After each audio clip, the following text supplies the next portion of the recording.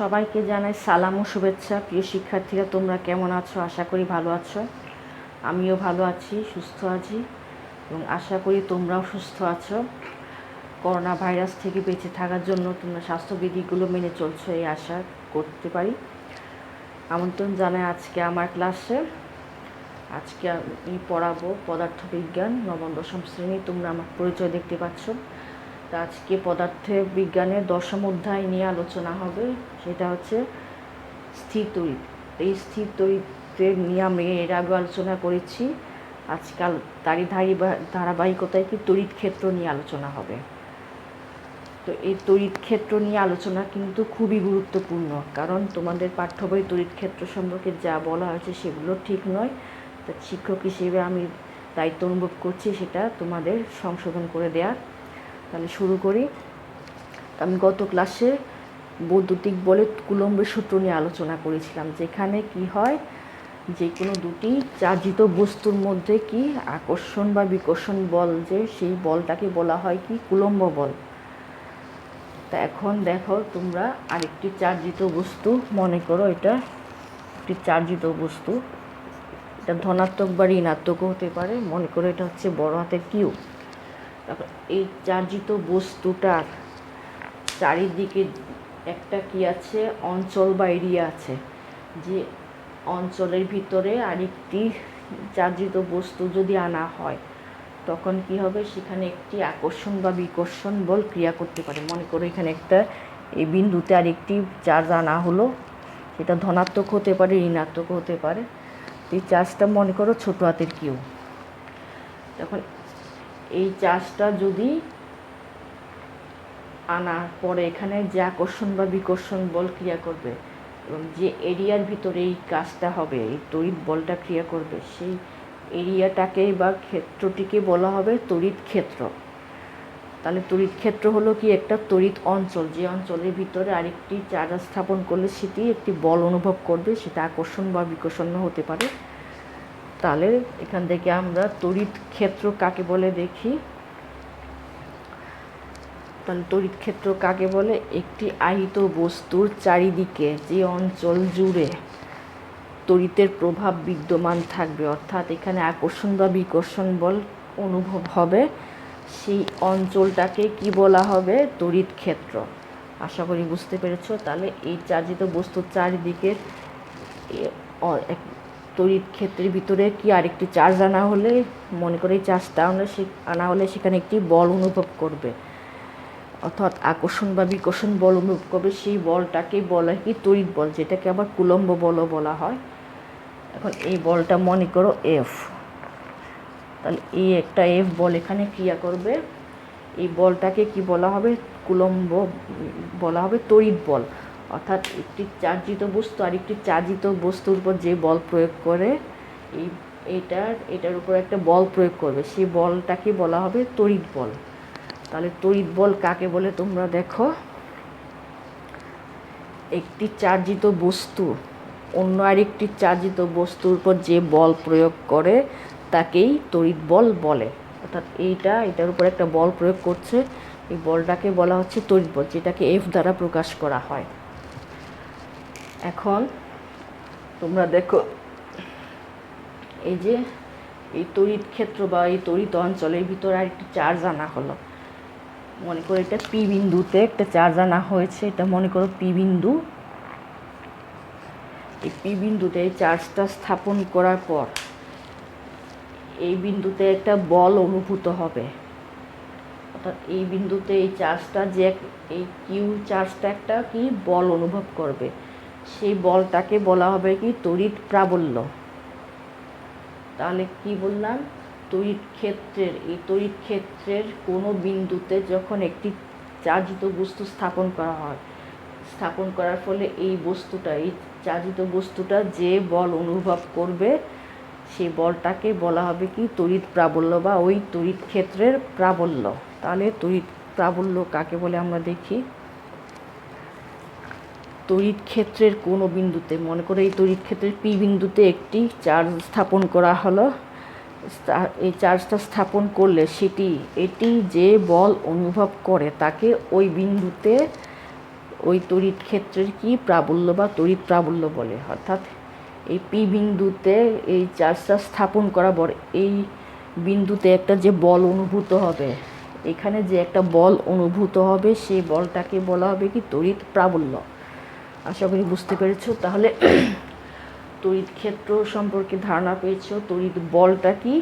তড়িৎ বলটা হচ্ছে কি পারস্পরিক যে আকর্ষণ বিকর্ষণ, অর্থাৎ দুটো চার্জিত বস্তুর মধ্যে যে কি করবে বল ক্রিয়া করবে, সেই পারস্পরিক বলটাকে বলা হবে কি তড়িৎ বল। কিন্তু তড়িৎ প্রাবল্যটা কি বলেছিলাম? তড়িৎ ক্ষেত্রের মধ্যে আরেকটি বিন্দুতে, এই বিন্দুতে চার্জ স্থাপন করার পর এখানে যে এই বিন্দুটার মধ্যে যে বল অনুভব হবে সেই বলটাকে বলা হচ্ছে কি তড়িৎ প্রাবল্য। তাহলে তড়িৎ বল এবং তড়িৎ প্রাবল্যের মধ্যে তফাৎটা নিশ্চয়ই বুঝতে পেরেছ। তাহলে এই যে তড়িৎ বল, এটাকে কি দ্বারা প্রকাশ করা হয়? Q E. তোমরা দেখো তাহলে কি তড়িৎ ক্ষেত্রে কোনো বিন্দুতে একটি চার্জ, মনে করে এই কিউ চার্জ স্থাপন করা হলে এই চার্জটি যে বল অনুভব করবে সেটাকে বলে কি তড়িৎ প্রাবল্য। তাহলে এটা হচ্ছে তড়িৎ বল এবং এটা হচ্ছে কি তড়িৎ প্রাবল্য। তাহলে তড়িৎ প্রাবল্যকে ই দ্বারা প্রকাশ করা হয়, যেটা তোমাদের বইয়ে তড়িৎ ক্ষেত্র বলা হয়েছে, যেটা সম্পূর্ণ ভুল। ই হচ্ছে আসলে তড়িৎ প্রাবল্য। এবং তোমরা দেখো আমরা এর আগে কুলম্বের সূত্রে কি পড়েছিলাম? কুলম্বের সূত্রে আমরা পড়েছিলাম কে Q1 Q2 বাই, এখন কিন্তু সেখানে Q1 এর বদলে এটা হচ্ছে কি বড় হাতের কিউ, আর ছোট হাতের কিউ হচ্ছে এটা বাই আর স্কোয়ার। তাহলে এখান থেকে ই এর মানটা কি হতে পারে? তাহলে এখান থেকে ই হবে তোমার আসলে কে কিউ বাই আর স্কোয়ার। তাহলে দেখো এটা হচ্ছে তড়িৎ প্রাবল্যের সমীকরণ, যেখানে কি আছে কে হচ্ছে কুলম্ব ধ্রুবক, কিউ হচ্ছে কি তড়িৎ ক্ষেত্রের যে চার্জের মানটা, যে চার্জটাকে চারিদিকে তড়িৎ ক্ষেত্রটা বিরাজ করে সেই মূল চার্জটা হচ্ছে কিউ, এবং আর হচ্ছে কি দূরত্ব, আরেকটা চার্জ পি বিন্দুতে আরেকটা চার্জ স্থাপন করা হলে এইদের মধ্যে যে দূরত্ব, এটা হচ্ছে কি তোমার আর এফটা হচ্ছে কি সেই তড়িৎ বল। যখন স্থাপন করা হলো আরেকটি চার্জ, তখন এদের মধ্যে যে পারস্পরিক বল ক্রিয়া করবে সেটা হচ্ছে তড়িৎ বল এফ। তাহলে আর ই বলছে কি তড়িৎ প্রাবল্য, যেটা কি বলা হয়েছিল তড়িৎ ক্ষেত্রের আরেকটি বিন্দুতে এই চার্জটা স্থাপন করার পর এই বিন্দুতে যে বল অনুভব হবে এই বিন্দুর মধ্যে, তখন সেই বলটাকে বলা হচ্ছে কি তড়িৎ প্রাবল্য। তাহলে তড়িৎ বল এবং তড়িৎ প্রাবল্যর মধ্যে তফাৎটা বুঝতে পেরেছো। এখন এখানে উভয় পক্ষে যদি কিউ দ্বারা গুণ করি আমরা কি পাই? F equal to Q E পাই। তাহলে কিউ দ্বারা গুণ করলে কি হচ্ছে আবার এটা চলে আসছে। তোমরা দেখো এটার উভয় পক্ষে যদি কিউ দ্বারা গুণ করি তাহলে এটা চলে আসে, যেটা হচ্ছে F equal to Q E. তাহলে F equal to Q E বা ই ইকুয়াল টু কী হবে এফ বাই কিউ। তাহলে এটা হচ্ছে তড়িৎ প্রাবল্যের আরেকটি মান, যেটা হচ্ছে এই দুটো সামঞ্জস্যপূর্ণ। তাহলে এটার সাথে কার সম্পর্ক? Equal to F by Q, এবং এই দুটো হচ্ছে সমজাতীয় এবং এই দুটো সমজাতীয়। তাহলে আশা করি বুঝতে পেরেছ।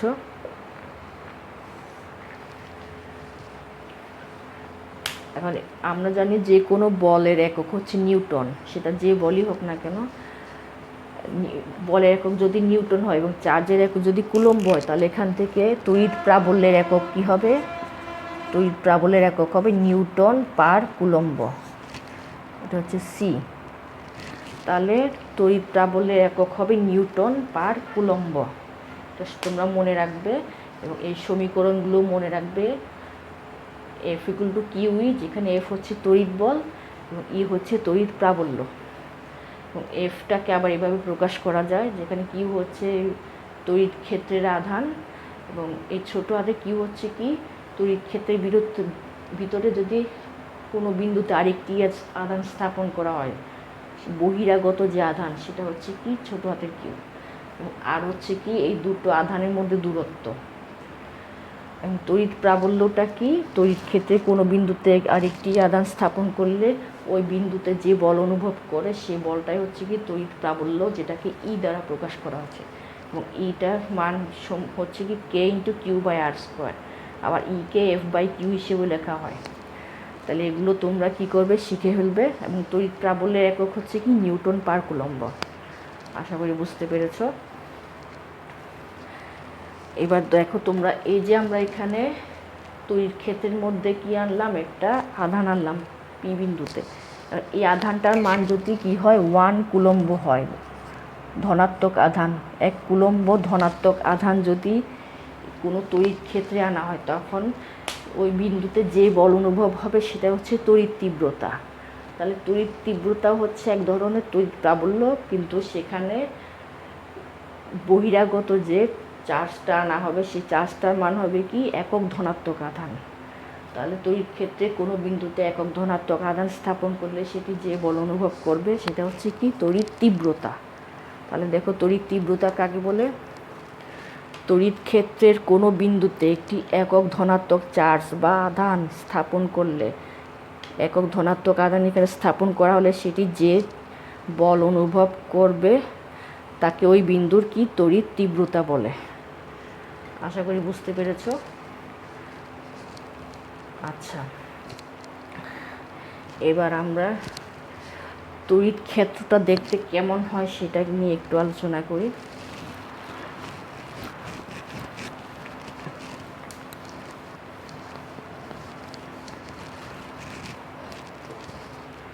দেখো এখানে একটা কি মনে করি, এটা হচ্ছে ধনাত্মক আধান এবং এটা হচ্ছে আরেকটা ঋণাত্মক আধান।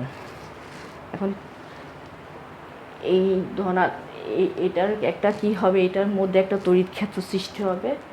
যে তড়িৎ ক্ষেত্রের মধ্যে মনে করো আরেকটি মুক্ত আধান আনা হলো, মুক্ত ধনাত্মক আধান আনা হলো। তাহলে আমরা জানি দুটো ধনাত্মক আধানের মধ্যে কি হয়, বিকর্ষণ হয়। তাহলে এখানে একটা আরেকটাকে ধাক্কা দিবে। তাই এরকম করে যদি আরও আধান আনা হয়, সবগুলোকে কি করবে, এটা ধাক্কা দিয়ে দূরে সরিয়ে দেবে। তোমরা দেখতে পাচ্ছ। তাহলে কি এখানে একটি মুক্ত ধনাত্মক আধান স্থাপন করা হলে কি হবে, এটা ধাক্কা দিয়ে সরিয়ে দেবে, অর্থাৎ এটা একটা পথে পরিভ্রমণ করবে। এই পথটাকেই বলা হবে বলরেখা। এই যে এই পথগুলো ঠিক সেরকম এই ঋণাত্মক তড়িৎ ক্ষেত্রে কী হবে, যদি একটা ধনাত্মক আধান স্থাপন করা হয় তাহলে কী হবে, সেটা আকর্ষিত হবে, অর্থাৎ বলরেখাগুলো ভিতরে প্রবেশ করবে।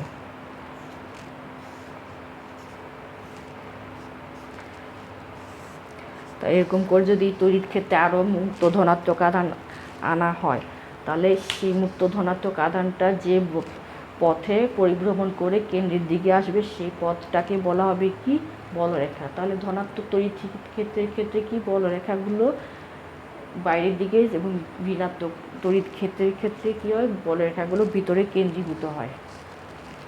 তাহলে তড়িৎ বলরেখা কাকে বলে আমরা দেখি। কোনো তড়িৎ ক্ষেত্রে একটি মুক্ত ধনাত্মক আধান, মনে করো এটা মুক্ত একটা আধান স্থাপন করলে এটি যে পথে পরিভ্রমণ করবে তাকে কি তড়িৎ বলরেখা বলে। অর্থাৎ দেখো এখানে ধনাত্মক তড়িৎ ক্ষেত্রে আরেকটা মুক্ত ধনাত্মক আধান আনলে কী হয়, এটা যে পথে এটা দূরে সরে যাবে, যে পথে দূরে সরে পরিভ্রমণ করবে সেই পথটা হয়তো বলে কি এটার বলরেখা। ঠিক সেরকম এখানে কি যে পথে এটা ভিতরে কেন্দ্রের দিকে আকর্ষিত হবে সেই পথটাই হচ্ছে এটার বলরেখা। তাহলে আশা করি বুঝতে পেরেছ বলরেখা কি। এবার বলরেখার সম্পর্কে আরও কিছু তথ্য আমরা দেখব। তোমরা দেখো, আমি এর আগেও বলেছি দুটো তড়িৎ ক্ষেত্র, একটা ধনাত্মক আর একটা ঋণাত্মক। তো ধনাত্মক আধান থেকে কী হয়, বলরেখা চারদিকে ছড়িয়ে পড়ে, যেমন আমি আগেই দেখেছি। এবং ঋণাত্মক আধানের দিকে কী হয়, বলরেখা কেন্দ্রীভূত হয়। দেখো ঋণাত্মক আধানে কি বলরেখাগুলো ভিতরে প্রবেশ করছে, তাহলে এটা একটা বলরেখার একটা বৈশিষ্ট্য। এরপর আরেকটা দেখো, দুটো বিপরীত চার্জ, একটা ধনাত্মক এবং একটা ঋণাত্মক, দুটো বিপরীত তড়িৎ ক্ষেত্রের মধ্যে কি হয়, পজিটিভ চার্জ থেকে বলরেখা বের হয়, যেমন এখানে বের হয়, এবং ঋণাত্মক তড়িৎ ক্ষেত্রে গিয়ে সেগুলো প্রবেশ করে। তাহলে ধনাত্মক থেকে বের হয়, ঋণাত্মকে গিয়ে প্রবেশ করে। তাহলে একটা থেকে বের হয়ে আরেকটাতে ঢোকার ফলে কী হয়, মনে যেন একটা আরেকটার দিকে টেনে কি হচ্ছে, আঁকড়ে ধরছে, যার ফলে কি এখানে এই জায়গায় বলরেখার সংখ্যা কি হয়েছে, খুব বেড়ে গেছে, বা বলরেখার ঘনত্ব বেড়ে গেছে, যার ফলে এখানে কি তড়িৎ প্রাবল্যটাও বেশি। এরপর দেখো তোমরা, এখন দুটো ধনাত্মক তড়িৎ চার্জের মধ্যে কি হবে, বিকর্ষণ হবে, এবং কি এক্ষেত্রে কি হবে, বলরেখাগুলো পরস্পরকে বিকর্ষণের ফলে একটা মাঝামাঝি অংশে কি হবে, একটা শূন্য স্থান দেখা যাবে। সেই শূন্য স্থানে কি তড়িৎ ক্ষেত্রের মানটা শূন্য, যেখানে তড়িৎ প্রাবল্যও শূন্য। আশা করি বুঝতে পেরেছ। আচ্ছা, তো এই বলরেখার সম্পর্কে আরও কিছু বলতে হবে, যেমন বলরেখার সংখ্যা যত বেশি হবে তড়িৎ প্রাবল্য তত বেশি, অর্থাৎ যদি চার্জের মান যত বেশি হবে বলরেখাও তত বেশি, এবং একই সাথে তড়িৎ প্রাবল্যও বেশি। বলরেখাগুলো যত কাছাকাছি থাকবে তড়িৎ ক্ষেত্রের প্রাবল্যও তত বেশি, অর্থাৎ যত ঘন হবে। তারপরে একটা বলরেখা কখনো আরেকটা বলরেখাকে অতিক্রম করবে না, অর্থাৎ একটা বলরেখা কখনো আরেকটা বলরেখাকে ছেদ করবে না। তোমরা দেখো একটা আরেকটাকে কি করে, কখনোই ছেদ করার সম্ভাবনা নেই, তোমরা চিত্রে দেখো। তাহলে এগুলো হচ্ছে কি বলরেখার বৈশিষ্ট্য।